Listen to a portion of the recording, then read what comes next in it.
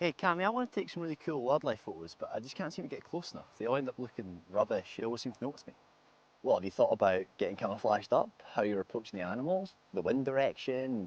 Where in the forest you're pushing them from? And what time of day you're going out at? No, I guess I hadn't done any of those things, but I don't even know where to start. Right, well you better follow me then and I'll show you how I take my photos from grey horrible blob to high quality close-up shots.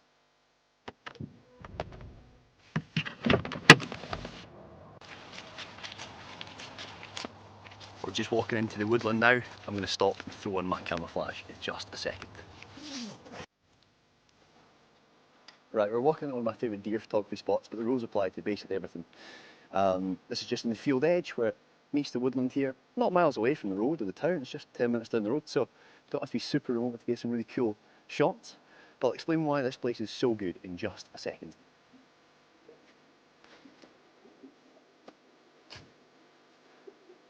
Right, we've arrived in the area that I want to be photographing in. Let me show you what kind of camouflage I wear and how I keep myself concealed. Right, so before we head in to photograph our wildlife, we need to think about what we're going to wear. The most important thing to do in your tracking and concealing, looking to get those shots for wildlife or for stalking, is that you don't get seen. So a little bit of camouflage is really important, but is it the right kind of camouflage? Is the materials that you're wearing the right kind of materials? And are you concealed enough? Well, here's what we're going to do. I live in Scotland, it's pretty chilly, but obviously same across the UK and in the wider world, dress to the weather. I know where I am, it's usually pretty chilly, so I always start off with a nice base layer and a nice warm fleece or a warm jumper that I know is still the right colour if I have to strip down into it. After that, I'll throw on a sort of gilet or warm fleece. This one from Showful.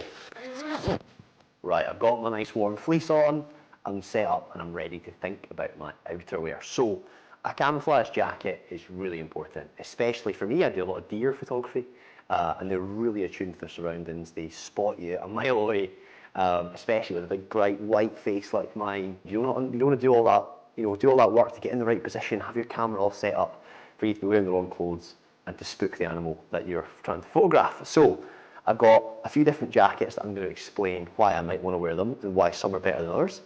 And then we'll maybe go on to talk a little bit about how we cover our face, how I hide my camera, and then when we're out in the field, I'll show you some extra concealment techniques that I use to make sure I get the best shots. So as I said, I've got 3 jacket options here. They're all sort of slightly different camouflage. This is a more digital camouflage here, and this jacket is much more waterproof. This is best for like really dark forests. I find this works really well in winter if I'm photographing or in stalking in pine forests or fir forests, where there's loads of dark trees, oppressive shadows, it kind of casts strangely. This breaks up your silhouette really nicely. This one in the middle here is my proper winter jacket and it's great. It's got a little bit of white through it if it's, if the trees are losing their leaves, if there's a little bit of snow on the ground, and this one keeps me super hidden, but also nice and warm. And then finally, this is my kind of summer and autumn jacket. There's much more green through it, especially when I'm in amongst bracken, filming, photographing it in that way. So this one's probably the one I'm going to chuck on. Now, not all jackets are made equal. And the reason I tend to wear hunting jackets, or jackets specifically designed for stalking compared to hiking clothing, is the material. A traditional piece of hiking clothing made of Gore-Tex that you would buy off the shelves from somewhere like Trespass or Berghaus or any of the other brands tends to be really noisy, and that hard shell material actually rubs and makes lots of noise. This material is much softer. So you think about what you're wearing and making sure that you're wearing a material that is really sound dampening, not sound enhancing. All this camouflaging wouldn't be any good without putting something on your head. So what I like to do is chuck on a balaclava and also chuck on a hat as well. I'm all camouflaged up, I've got all my gear, my camera's all hidden. Let's go. You want to be really thoughtful about what you're moving through. You don't want to be squelching through big, wet patches of ground. You want to be stepping nice and softly. Make every step that you do be gentle, considered, so that you sound like this. Hopefully this picks it up so you sound like this, and not like, that's how you want to be moving, slowly and considered. Another thing I quite like to do is set myself up by a water source. Now hopefully it's not too loud in the microphone.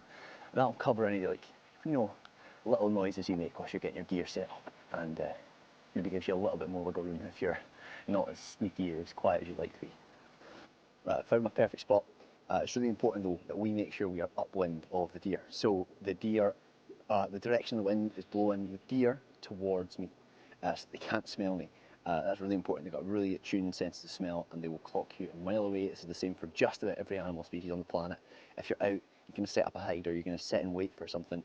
Make sure you don't get caught out by the deer smelling you before you can see them.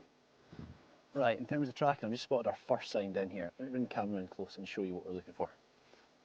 Right, down here, there's a bunch of deer tracks in the mud. Now, this is a pretty close ride. I'm looking at the edge of the forest here. I'm seeing there's a break from the field to the trees. It's about 4 o'clock at the moment. It's winter, so it's getting dark pretty early. I know that the deer are likely to be moving from the woodland out into their grazing, sort of in the evening time, when they're most active. It's pretty similar with a lot of prey animals and the really exciting stuff. Knowing the time of day is really important, but thinking about where they're going to be and when they're going to be moving is really good. And here, I can see the deer tracks, so I'm going to try and zoom in close and show you. And that'll tell us where they're moving. And I know that this might be a good place to set up and think about seeing them coming out and about in the next hour or so.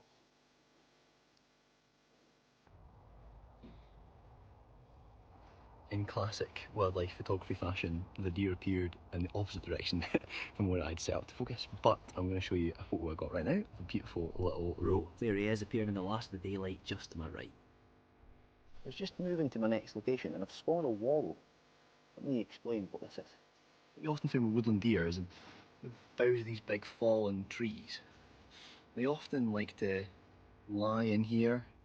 It's nice and warm, the mud gives them a good scrub, and you find that if you can spot a wallow with tracks leading into it, there's often a couple of deer living around here. So tell me that the deer are moving from this part of the woodland out into the field right there. I think I've probably got a good chance of heading into the field, just losing the light a little bit, but I think I'll be okay.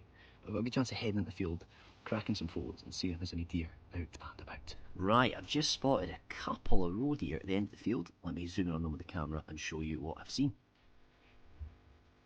I'm losing the light here, but look at that, a cracking wee roe buck just at the bottom of the field there. I've managed to creep a little bit closer here in the video that I'm showing you now, just using that concealment technique, staying on the right side of the wind, making sure I'm hidden and dark. And look, he's not fussed about me at all. I managed to get this amazing footage of him just eating away.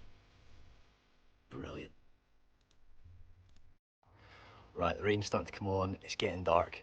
I'm going to head home, but I'm going to show you some of the wildlife photography that I've picked up today, and also some other bits and bobs I've done recently with all these concealment techniques. So make sure that you're using all these techniques. Send in any photos you get to Woodlands TV. Let's see how you get on. Good luck.